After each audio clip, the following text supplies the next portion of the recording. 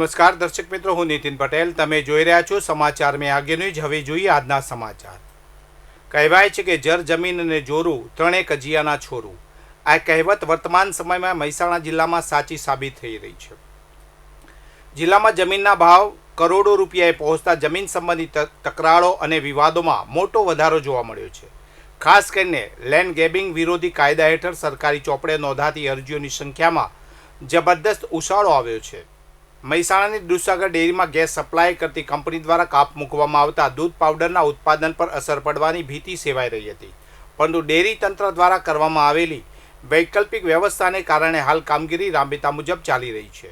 Gas પુરવઠામાં થયેલા આ ઘટાડાને પહોંચી વળવા માટે ડેરી પ્રશાસને સ્ટીમ પ્રોડક્શન માટે ફર્નેસ ઓઇલનો ઉપયોગ કરી દીધો છે. હાલમાં ડેરીમાં દૈનિક અંદાજે 26 લાખ લીટર દૂધની આવક થઈ રહી છે, જેના આધારે પાવડર પ્લાન્ટ કાર્યરત રાખવામાં આવ્યો છે.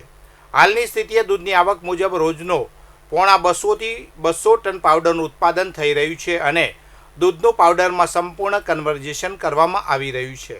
થરાદ શહેરમાં છેલ્લા કેટલાક દિવસોથી એલપીજી ગેસ સિલિન્ડર મેળવવા માટે ગ્રાહકોની લાંબી કતારો જોવા મળી રહી છે. ગેસ ગોડાઉન પર વહેલી સવારથી જ મહિલાઓ અને પુરુષો સિલિન્ડર લેવા માટે લાઈનો લગાવી રહ્યા છે. કલાકો સુધી રાહ જોયા બાદ પણ સિલિન્ડર મળવામાં વિલંબ થતો હોવાની ફરિયાદો ઉઠી રહી છે, જેને કારણે ખાસ કરીને ગૃહિણીઓમાં ભારે નારાજગી જોવા મળી રહી છે.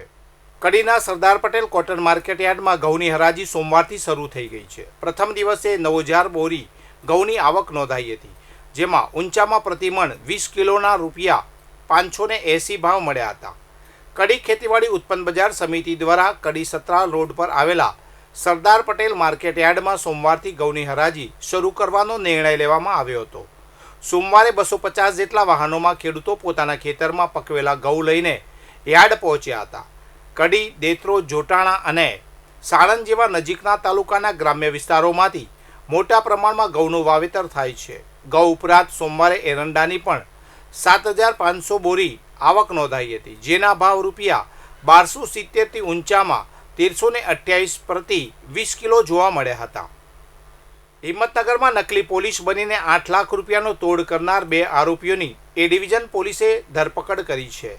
આ ઘટના 1 મહિના પહેલા બની હતી, જે અંગે પોલીસ ફરિયાદ નોંધાયા બાદ કાર્યવાહી કરવામાં આવી છે.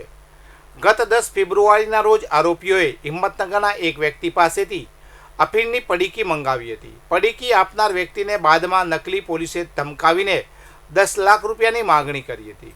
લાંબી રકઝક બાદ આખરે 8 લાખ રૂપિયા આપીને મામલો પતાવવામાં આવ્યો હતો.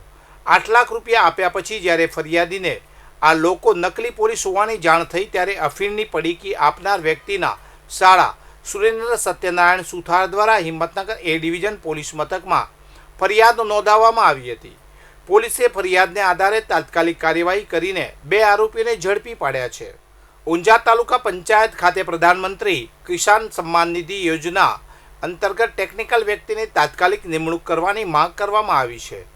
ઊંઝા પાલિકાના પૂર્વ કોર્પોરેટર ભાવેશ કે પટેલે આ અંગે ઊંઝા ટીડીઓને લેખિત રજૂઆત કરી છે. પ્રધાનમંત્રી કિસાન સન્માન નિધિ યોજના ખેડૂતો માટે અત્યંત મહત્વપૂર્ણ છે.